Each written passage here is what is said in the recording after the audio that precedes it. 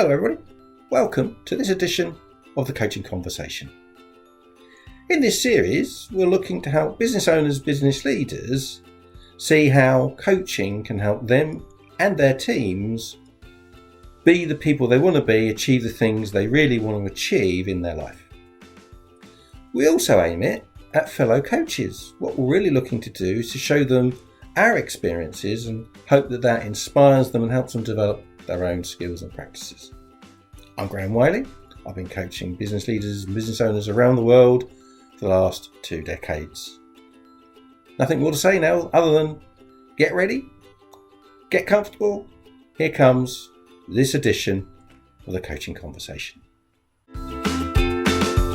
When we were putting this program together, I think in our mind's eye, we were thinking that this would be helpful to people who are considering moving their career into a portfolio of non-exec roles. It might be really useful for organizations thinking of recruiting a non-exec and just exactly what would they get for their money.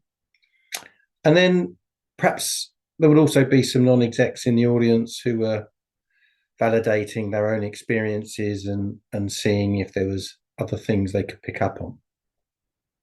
So hopefully you might fit into one of those categories, and hopefully the content will give you food for thought. So non-executive directors, just what are they? What is the role? Are they a coach? Are they a consultant or whatever? I thought it might be a good idea just to share my credentials in this area. Like a lot of people, I started life in a normal corporate way. I ended up running a very large organization, about 800 million turnover. And then about 23 years ago, I left that and started my own businesses. And since then, I've built 4 businesses and sold 3 of them. And I have worked as an executive director in that whose experiences with non-execs on at least 3 occasions. More importantly, perhaps, I've been a non-executive 11 times. 3 as a chairman with VCs, 3 in divisions of much larger corporate organizations, usually international ones, and 5 times in private SME businesses. And private SMEs doesn't necessarily mean small, but again, not much bigger than 100 million at the most. I currently have 5 non-exec roles in addition to running my own business. One of those, unbelievably, I've been doing for 22 years, and the newest one is just under a year.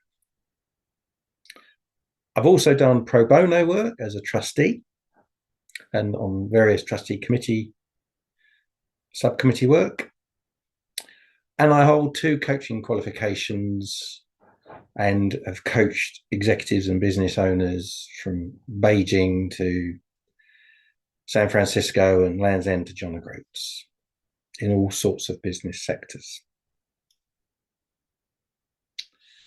So I'm going to go through this sort of thread of what do non-execs do for businesses?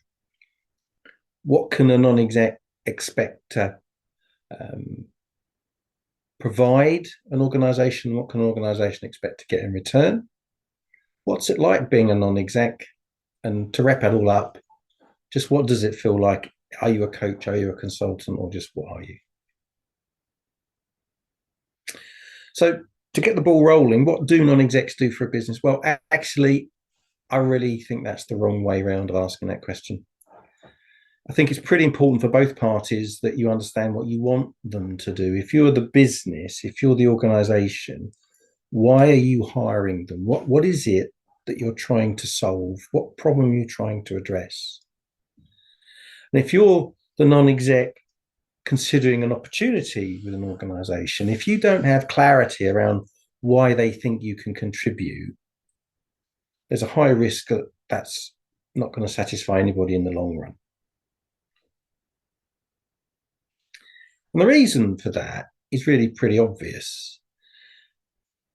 No single non-exec is perfect at everything, is extremely clever and knowledgeable and experienced in all aspects of business. You come as an individual with your life experiences, your professional skills, the things you've done as an employee or as a self-employed person, and they are what they are. And if they don't fit what's needed, you're the wrong person.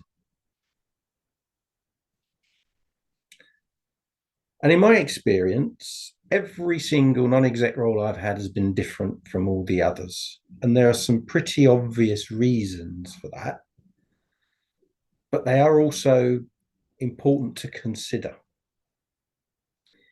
Every business is different.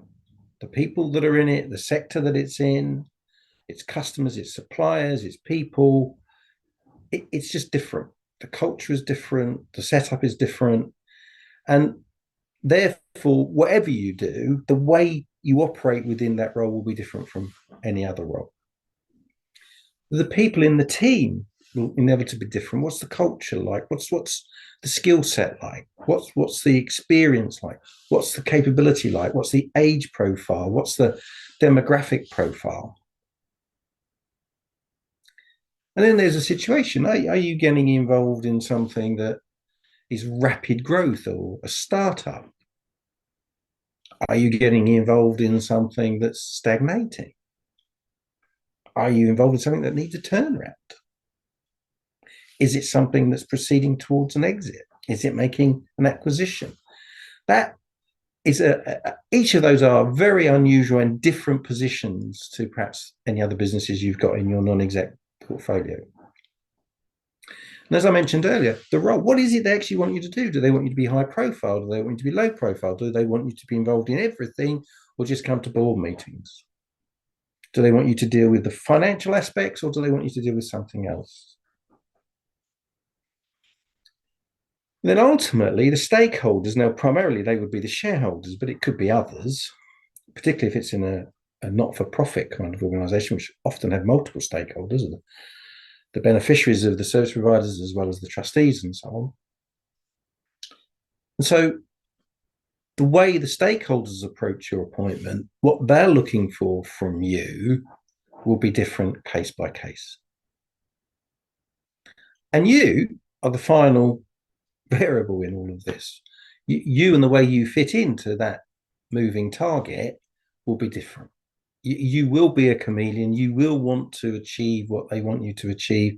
And by doing that, you'll change your style. So, for example, one of my long-term non-exec roles is very corporate. It's a very formal, starchy set of board meetings and management meetings. And very little, for me, happens outside of those meetings. Another one, which is an organization that I've been a shareholder in, but I've sold my shares now, and I've been a founder. I'm involved in just about everything. I probably speak to the managing director 2 to 3 times a week, as well as management meetings, as well as formal board meetings. And so the input and the output from me into that business is completely different, as I gave those 2 examples. So if you're thinking about being a non-exec or you're thinking of hiring a non-exec, given that every role is unique, I'm going to go through some examples of how a non-exec might well contribute or be asked to contribute in these kinds of roles. And first of all, it could be on a broad commercial platform. Perhaps you understand markets in a much more detailed way. Perhaps you've got fantastic experience of particular customers or suppliers. Perhaps you understand new markets. Perhaps you've traded in China or the US, or you've traded with retailers as opposed to industrial partners. And perhaps you have this market knowledge that simply adds to the sum total of the board's experience in a unique way. You're very likely to have contacts, whether that's in customers or suppliers or people from the industry.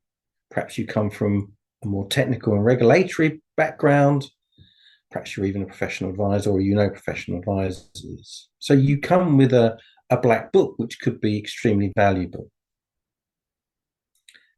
you may be very particularly skilled. You may have a very technical knowledge, whether that's a professional knowledge or whether that's a production kind of knowledge, and you're filling a gap in terms of the understanding that the organization has about the application and implementation of stuff. And that may be particularly true if they're diversifying or expanding at speed. Again, if you've been in the trade, if you've been operating in that sector, you will almost certainly know competitors. You may have worked for them. And so that insight might be really useful. And that's got nothing to do with breaching any NDAs you may have signed. It's just once you know stuff, you know stuff. You've got an appreciation of a marketplace. And all of that might also mean you're able to identify opportunities that the organization is blind to. So the first area that a non-exec can contribute in is commercially, but it's not just that. You may come from a financial background. You may have an excellent profile of financial skills. So you may bring the ability to provide financial control, to design reports, to model changes to the business. You may have new ways of costing products and services. And certainly in one of my non-exec roles, we absolutely got involved in an activity-based costing system, which transformed the way in which we looked at the profitability of our jobs and the way we priced them and what work we were prepared to accept and what work we were rejecting. You may be the kind of person that's needed to provide credibility with funders, and that could be banks, that could be venture capitalists, could be other shareholders, other investors. And you're the kind of person that gives confidence to external funders. You may bring potential investors. You may be someone who knows how to find the money that's needed for an organization at that moment in time. A lot of people talk about mergers and acquisitions. A lot of people talk about buying and selling companies. Not that many have actually done it, and very few have done it on scale or multiple times. And you may be one of those people who not only knows this sector, but knows how to manage an exit or manage an acquisition. And that's a particular skill, and it may be very relevant at that moment in time. You may even be an investor on your own behalf. And then again, you may contribute on a managerial level. You may be the person that is able to ask those difficult questions, the ones that for political reasons or embarrassment reasons, people are frightened to ask. You might also be the person that weighs up the real capability of members of the executive team. And you may find yourself saying to the stakeholders, to the managing director, to whoever, I think you really do need to strengthen the finance team. Or I'm not sure the sales team's going as it should be. Or you might be saying, I think we really do need to start to consider our succession planning. We're getting to that point. Unfortunately, in my experience, the non-exec gets involved, particularly when the board, for whatever set of reasons, is dysfunctional. And it's a very testing situation where you are trying to get people to work more easily and more effectively together. And because you are detached, because you don't have any political dimension, because at the end of the day, you're there to help, you can be referee, come adjudicator, come whatever, and someone who can actually help bring two broken pieces together. It'll definitely be confidant for the executive team. There's no question about that. Happens in every one of the roles that I've been involved in. I had an example of it 2 weeks ago where an operations director rang me and was in serious conflict with the managing director over something, and I was able to find a solution for him and for the MD that made the problem go away. Businesses aren't always successful. They aren't always having great times. And as an executive, you can be working really, really hard in very difficult circumstances and not getting the results you want. And as the non-exec, you can actually be the one that sees the wood for the trees. You can be the one that says, it's always darkest before the dawn. You're doing all the right things. You just got to give it time. Keep on keeping on. You can be the rallying call. And that's not about being delusional. That's about your truthful assessment of the situation. But you can do something to inspire them and keep them going when it's getting tough.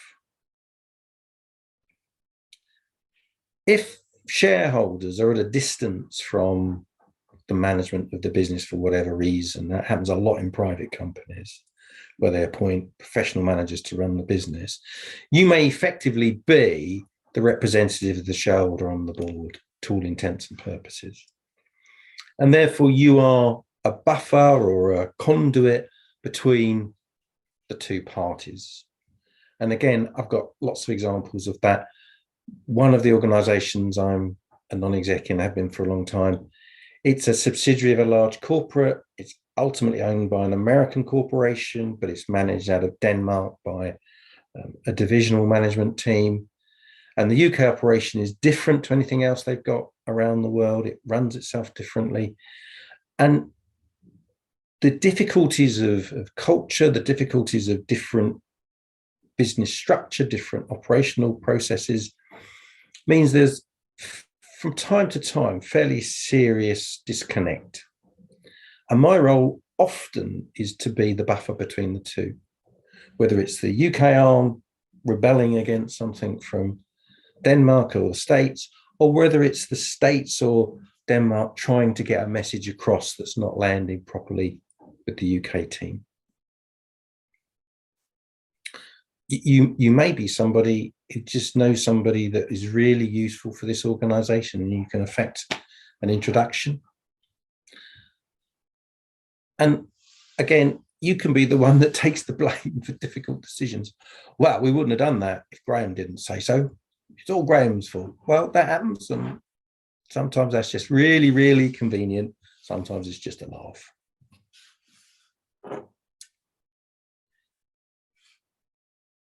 Being an executive director, being a business leader is a busy job.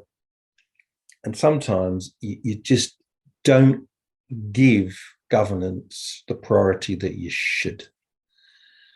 And that might be things like health and safety. You're just so busy doing it, you've just forgotten to give it the amount of time that it wants. And the non-exec can hold their feet to the fire, whether it's in a management meeting or in a conversation, and just say, where are we with this? Exactly the same with HR, particularly around some of the more nuanced stuff around perhaps discrimination. Then there's the Bribery Act. You can be sitting in a conversation and someone says something, and you can be the one that says, I'm not sure that sits within the Bribery Act. Had one of those only yesterday when we were talking about a rebate scheme for one of our customers, and it could conceivably be perceived as in breach of the Bribery Act. And so we've had to restructure it and rethink it and talk to our customer differently. You could be the person that's highlighting the importance of audit. What will auditors say? What will statutory accounts look like to people outside, to perhaps suppliers, to customers, to funders? And obviously compliance with the Companies Act, making sure all the things you're supposed to be doing as a board of directors, you're actually doing. One of the interesting things that happens as a non-exec, if you're the first non-exec appointed to a board, you will change the dynamic of that meeting monumentally. It's no longer a regular management meeting or the kind of board meeting we used to have. It's now fundamentally different. And that changes the importance in people's eyes. And so they usually come to the meeting more prepared. They usually come to the meeting expecting to be more accountable. And they usually come to the meeting with a sense of apprehension. And I don't mean fear, and I don't mean stagnation, and I don't mean they don't like you. What I mean is you raise the game significantly on the basis of that meeting. That creation of accountability can be very, very helpful. It can be quite profound for the chairman or the managing director. It can be really helpful when you're trying to get message across about how a stakeholder or a shareholder might feel about something. And the fact that you are a non-exec with whatever skills and professional qualifications you've got may add substantial kudos to the team, both internally and externally. And so if I'm a non-exec and I bring these to the party, that's a great thing. If I am the employing organization and I'm looking for some of this, if you are interviewing your potential non-execs, you can ask them these kinds of questions. What do you know about this? What do you know about that? Have you had that experience?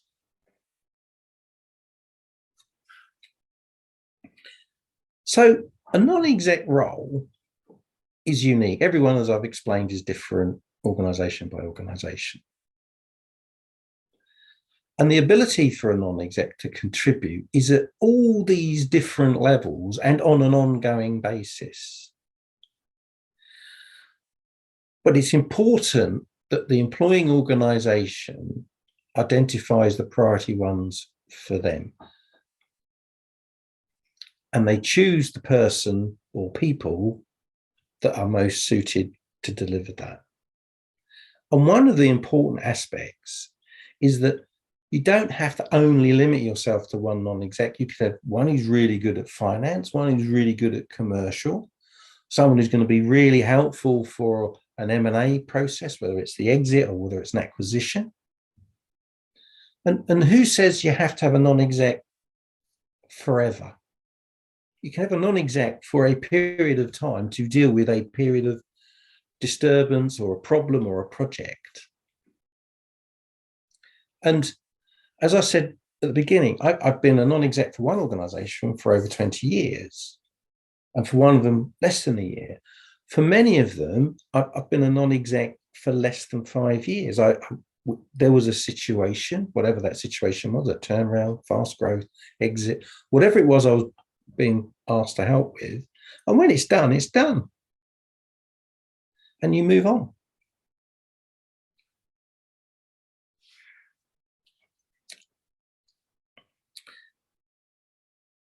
Clearly, there are norms and things that every organization is going to be looking for from a non-exec.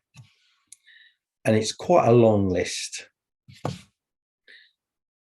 First of all, as a non-exec, you've got to be available. And they'll expect you to give them advice and support and be there on a free vend. They're not looking for an invoice every time they pick up the phone. And you don't want them to either, in my experience. This isn't about charging on an hourly basis. It's about being part of something. And if you do charge every time they pick the phone up, there's a good chance they'll stop picking the phone up. And as a non-exec, not being involved and not being appraised of what is going on is a risky place to be. And that means being available when they need it, evenings, weekends, when you're on holiday. And they're only going to talk to you when they need you. I think you've got to be sincere about your desire to be involved in the business. It's got to be something that you are able to commit to. If this is just a passing thing, it'll reflect in the quality of the work you do and the commitment that you give. And that leads on to an affinity for business. If it's something that's in a sector you know really well, it'll be quite easy. But if it's something that's completely new to you, but you're clear that you can help them with what they want done, actually acquiring an affinity for that business, beginning to understand it and have a real passion about it and care about what happens and what happens to the people is pretty important. Because for those people, for the executive team, it's the most important thing in the world. It's their life. Clearly, you can't have conflicts of interest. You can't be part of a customer or a supplier. You can't in any way be conflicted. And if you are, you need to tell them and you need to come to an arrangement about how you fix it. I think honesty and integrity is built in and you'd expect that. But confidentiality is tricky. You're going to know stuff, and irrespective of NDAs and everything else, you're going to know important, valuable stuff about this organization. And how you contain that confidentiality is down to your discretion, and you need to exercise it carefully. But expect access to your networks. They'll expect you as a non-exec to have a black book and be prepared to use it, to ring people up, make appointments, introduce people, whether it's professional advisors, whether it's customers, suppliers, experts, whatever it is. You can, as COVID has produced evidence of, you can provide these services via Zoom or the phone, but in the end, it's a business that is made up of people, and I really do believe you've got to be there in person as much as you can be. And typically that would be 1 to 2 days a month in my experience. So even if the board meeting is half a day, by the time you've got there, you've done the socials, you've had a walk around, you've said hello to everybody, the meeting's happened, there's been a wrap up, that day's gone.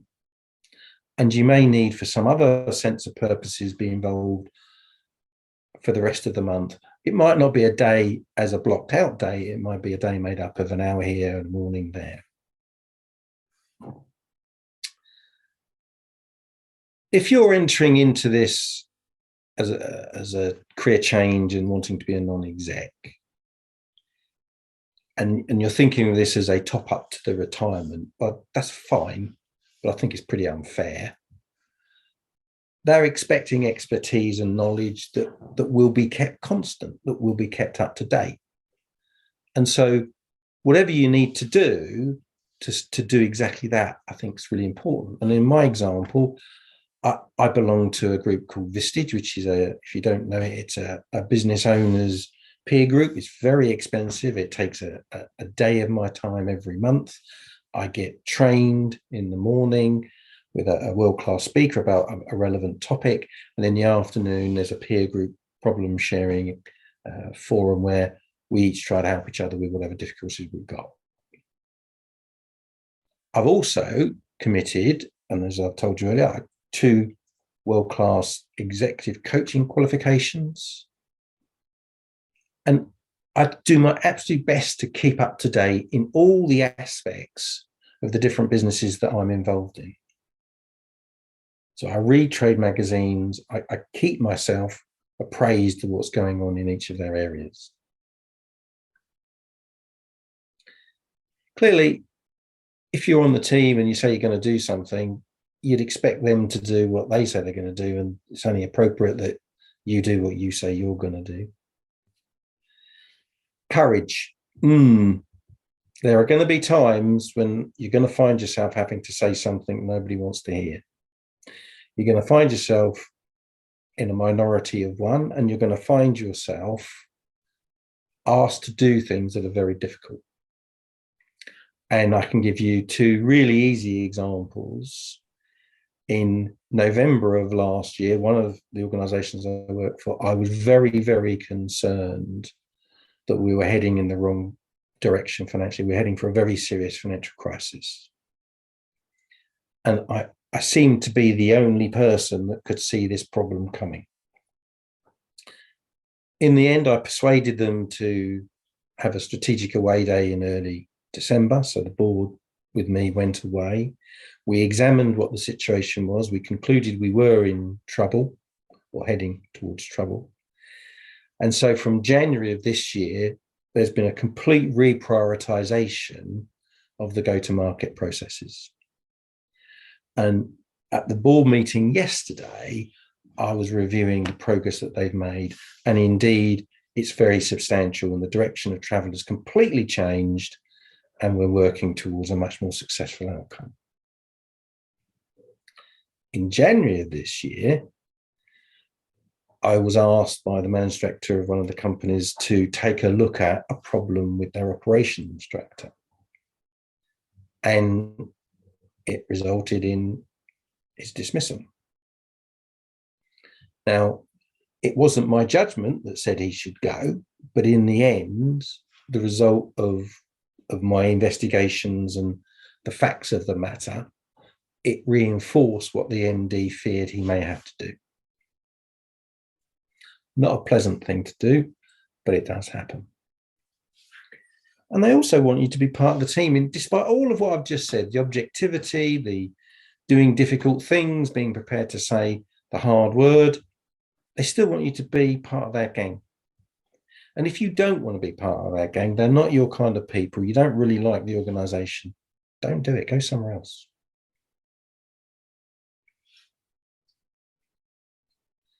So if you are an organization thinking about employing a non-exec director or several, how does that feel? How does that work? Well, I think my start point is you have to respect the fact that they're a director. If you've nominated them as a director, and let's not get into a conversation about shadow directors, but if they're a director, they have responsibilities. They go to jail just the same as everybody else on the board. So they're entitled to information, they're entitled to be involved. They have rights and they have responsibilities, and you should respect them. Do not exclude them from what's going on. And the flip side of that is they're accountable too. That they have to do what they say they're going to do, but they also have to behave responsibly on behalf of the organization. And I think some of the things you need to do, both parties, is treat the relationship seriously. Certainly at the outset, have a written job description. If you can't write down what you want them to do, if they can't give you a job description, there's a pretty good chance this is going to fail. Be clear about terms and conditions, what they're going to get paid for. Are they going to get paid for travel? Are they going to get paid per hour? Are they going to get paid a salary?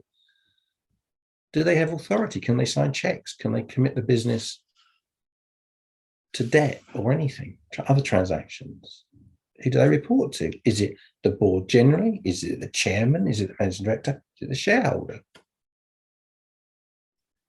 What does happen on things like holidays and weekends and phone calls? What is the expectation?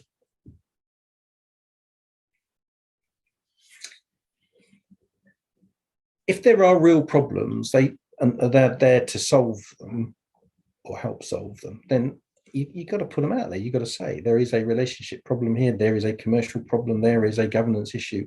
You've got to be absolutely crystal clear. Personally, if I'm getting involved in a new non-exec role, if I don't already know them, I really want to get inside that business. I really want to understand it. If it's a logistics business, get in the warehouse, go on the trucks. If it's a call center, get in the call center and see what the atmosphere is. Understand the business. Know what makes it tick. And so when they're talking about different operations, you've got a mental picture of what they're talking about. I think a formal contractor is important. We can talk about whether you're employed or not separately, but there should be things like restrictive covenants. You are a director of the business. You will be party to all sorts of stuff. And when you leave, that needs to be respected. And should you be employed or should you invoice them separately? Well, in my experience, I have literally done it pretty much 50-50. My preference is to be employed, and there are several reasons for that. It's not the most tax beneficial route, but from my point of view, I don't want to be different to anybody else. and nobody else puts in an invoice every month. I want to be treated the same. I want to be the same. And I don't want them looking at my invoice and thinking, is this good value? I just want to be there because they want me there and I'm the same as everybody else. So that's one reason. The second reason is if you put an invoice in each month, you are challenging them around the value of that invoice. And I think that creates a separation that's unhelpful.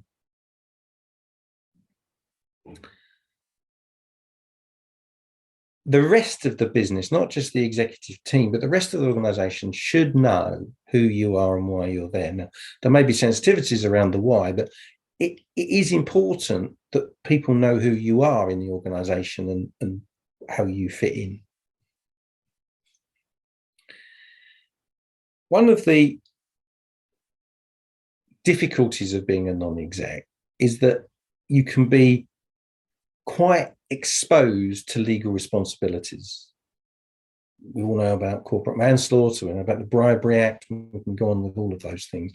But there's also reputational risk. If a business does something incorrectly and gets bad PR, you're going to get tarred with that brush. If it goes bust, you're going to get tarred with that brush. So you have responsibility, but you have no authority.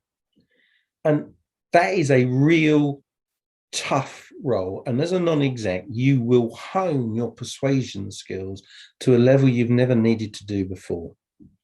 And certainly I remember in my very first non-executive role, at the time I was a managing director of something else, and I found it really, really challenging, a real development for me to realize I wasn't in charge of anything. I couldn't give instruction, I couldn't give leadership. All I could do was influence. And the ability to do that, I developed and have continued to develop. Because they are the person that can be objective and hold up the light that no one wants to see shining anywhere. That can strain relationships. And so the way in which you deliver these challenges needs to be honed and honed and honed. In some organizations, the shareholders appoint a representative non-executive, whether that's a VC or whether that's just a family or whatever. And it can be really important to understand where the ultimate level of authority is. Who is the boss? Is it the MD? Is it the non-exec? Organizations should not keep stuff from the non-exec, whether it's good news or bad news. As I said before, they do have these responsibilities, and it's only respectful to make sure they're fully appraised of what's going on. But it's also likely to cause a serious backlash if they find that they're being kept in the dark, and the relationship could go south very fast. Because as the non-exec, you are putting your trust in the executive team not to get you into trouble. You are going to be the non-exec with a different view. You're not going to agree with everything people say. And in the end, you've got to choose which fights to take up and which ones to let go. But you've also got to accept it's not about you winning an argument. It's about you putting your point across and hoping to persuade. And if you don't, that's just what's happened. Now, if it happens enough times, you might start asking yourself why you're there. But it's not about keeping score of whether you did or didn't win this many arguments. I mentioned confidentiality earlier, but conversations outside the boardroom need managing. You know, whether you're talking to other executives as a confidant, whether you're talking to funders or auditors, or whether you're talking to shareholders or staff or customers, you are going to be in a privileged and compromised position if you're not careful. I mentioned earlier that I'd not only been a non-exec, I'd been chairman several times. And ultimately, the chairman is the MD's boss. I mean, that's the bottom line to what this is, whether it's non-exec, part-time, call it what you like. He or she is effectively the boss of the organization. And for me, I've done it several times. I am chairman of a group as it stands now. I don't seek these out they may be the way they land, but I don't seek them out because in my experience, there are times in that situation where you do have to take action that you'd rather wasn't your responsibility. And so, for example, in one example, the chief executive became seriously ill, and I had to step in temporarily as acting chief executive because there was nobody else.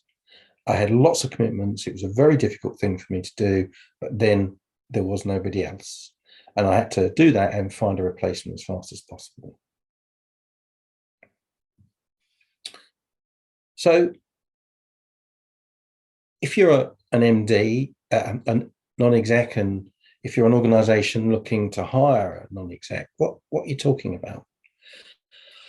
Well, it depends really on time. It depends on the quality of the individual, but a typical private company will be paying 12 to 25 grand a year for a non-exec. And that's 1 to 2 days a month and whatever they need in between.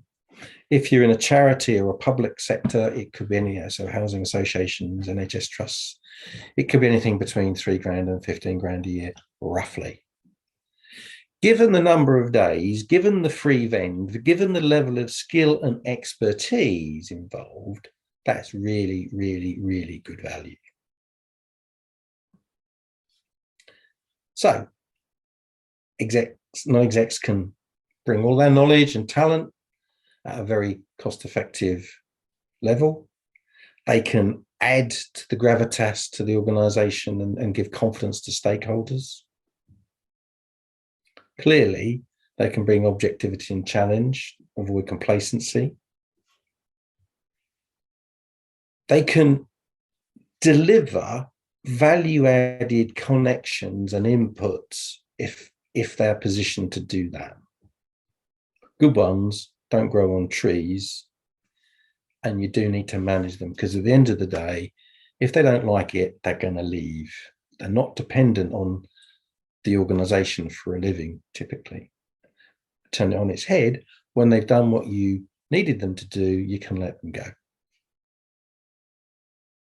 So the answer to the question at the beginning of the session, are they a coach, are they a consultant, or what are they? Well, the answer is yes, they are a coach. You spend a great deal of time helping people in organizations you're non-exec find solutions. You do act as a consultant. You do give advice. You do share knowledge. And all of that adds up to helping that organization grow and develop in whatever way they want that to be. So there you have it. Non-exec directors, they are coaches, they are consultants, and they're everything else besides. So that's the end of the presentation, and I'm ready now to take questions if there are those to be taken. Hi everybody, thank you Graham for that talk. I'd like to invite anybody who wants to jump on the video just to unmute themselves and come on and ask any questions. I do have a couple that have been sent on ahead by people that couldn't unfortunately come on live today but wanted some questions answering. So the first one, if I can kick off, is do I need any previous board experience to be a non-executive director? I think the answer to that is, on the face of it, yes, because you're going to be in an environment that is both formal and structured and has responsibilities that need to be honoured and understood. However, if you're there for a very specific purpose, you've got technical skills, or you're going to do something around an acquisition, or probably not. So I'd say it's unlikely you'd get the role if you don't have previous board experience, but you may take something to the party that is really important. Fantastic. And our second question, is a trustee for a charity the same as a non-executive director? Yes and no. That's a good question, that.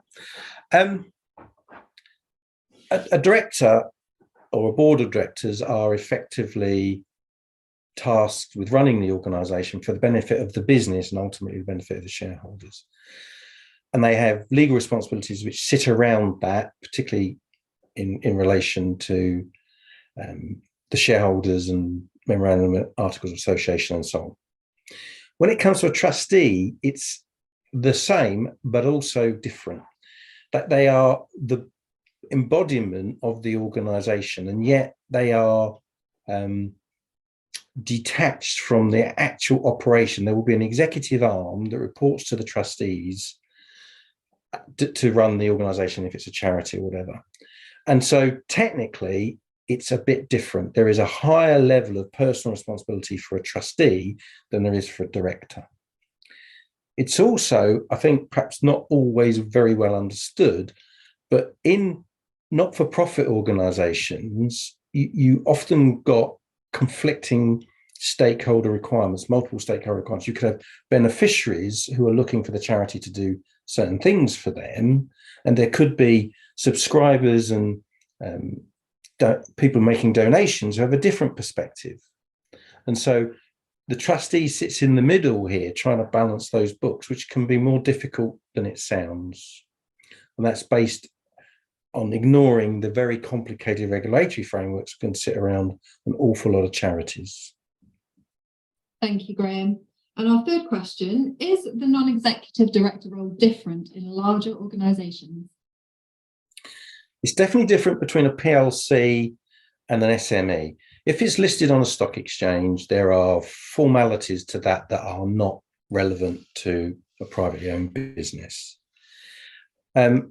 In large organisations, there tends to be more structure, more formality, there tends to be more resources, there tends to be a more stable type situation. In a private family-owned company, an SME, for example, you could be in a much more fluid, less formal structure where people do things without necessarily consulting. So you could find yourself in as a non-exec in a faster moving environment than you would in a larger organisation, which might take a bit of getting used to. Thank you, Graham. And finally, do non-exec roles in family businesses have different problems? Usually.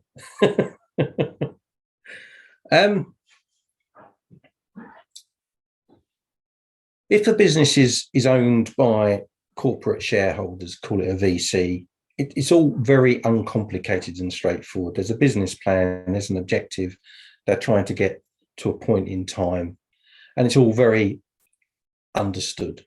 If it's a family business, there will be complications simply around succession, around non-business family relationship issues. If they're second or third generation where the business have been passed on, there can be competency issues. And so there can be a layer of complication that you're not expecting. However, I'll make one small definition. If it's a family business that is employing professional managers to manage it, then the answer to that is probably no, because they'll be very clear about what they want from the board of directors, what they want from the business that they own, and there will be a detachment which will allow the shareholder, the directors, to operate in a more normal way. And I've certainly sat on the board of a number of family businesses. I do now, and I've sat on corporate boards, and they are different. There is a dynamic different, and it is to do with the fact that there are multiple dimensions to the relationships. Thank you, Graham. Okay, so I think we've come to the end of our Q&A section, unless anybody would like to jump on quickly. If not, thank you everybody for attending today's webinar, and thank you, Graham, for a very interesting topic. We will be hosting monthly webinars, so please keep an eye on our LinkedIn page at The Executive Mindset. If you'd like any more information, you can visit our website, theexecutivemindset.co.uk, or contact Graham directly on executivemindset@sagegreen.com. So once again, thank you everybody, and have a great day. Thanks everybody. Bye. So there you have it. That was the latest edition of the Coaching Conversation. Hope it was useful. Hope it did what it was meant to do for you. If you want any more information about our coaching practice, it's at the executivemindset.co.uk. While you're there, you can book your own free session, which will give you a much deeper insight to what coaching can really do for you. If you enjoyed the session, please give us a good rating. And if you want to reach out for further information, do email me at theexecutivemindset@sagegreen.com. That's about it for this time, and look forward to seeing you next time. Bye.